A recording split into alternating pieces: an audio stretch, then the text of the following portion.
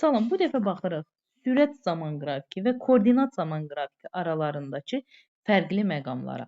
Əvvəlcə gəlin başlayaq sürət zaman qrafikinə. Təbii ki, ümumilikdə qrafiklərə baxmıram. Qısa şəkildə iki cismin hərəkəti varsa, məsələn, A cisminin və B cisminin sürət qrafiki verilib.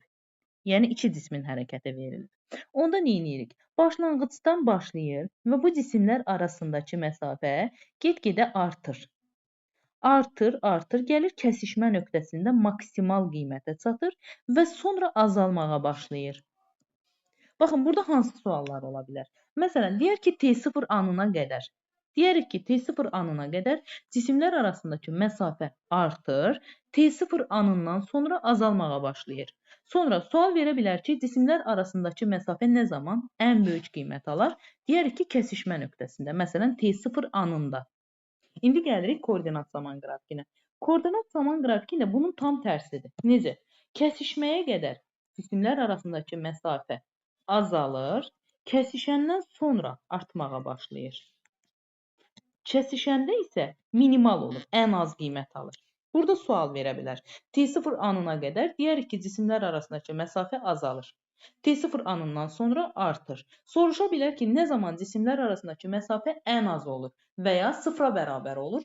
Deyərik ki, kəsişmə anında. Məsələn, T0 anında. Görürsünüzmü? Tamam bir-birinin tərsidirlər. Sürətdə kəsişmə anında maksimal olur. Kəsişməyə qədər artırsa, koordinatda kəsişmədə sıfır olur, kəsişməyə qədər azalır. Gəlin indi nümunələr üstündə baxaq. Məsələn, bu qrafik nəyin qrafikidir? Sürət zaman qrafiki. Onda T0 anına qədər, T0 anında neyini? Burada bir kəsişmə var. Kəsişməyə qədər cisimlər arasındakı məsafə neyiniyər? Artar. Ona görə deyirik ki, T0 anına qədər cisimlər arasındakı məsafə artar. Sonra, bax burada da sürət zaman qrafikidir. Baxın, qrafiki incələyirik və görürük ki, hər üçündə sürət zaman qrafikidir. Baxın indi deyir ki, nə zaman bir-birlərinə yaxınlaşarlar.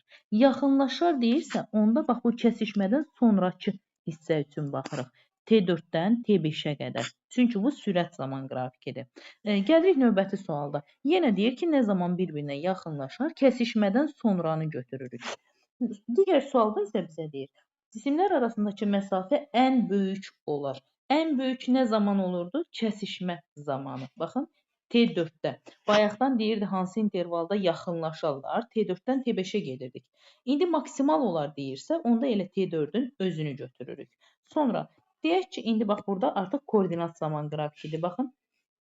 Burada koordinat zaman qrafikidir. İndi deyir ki, 3-cü saniyənin sonunda maddi nöqtələr arasındakı məsafəni hesablayın. 3-cü saniyədə kəsişmə var və bu koordinatdırsa, deməli burada artıq görüşüblər və aralarındakı məsafə ən azdır, yəni sıfırdır. Və salam.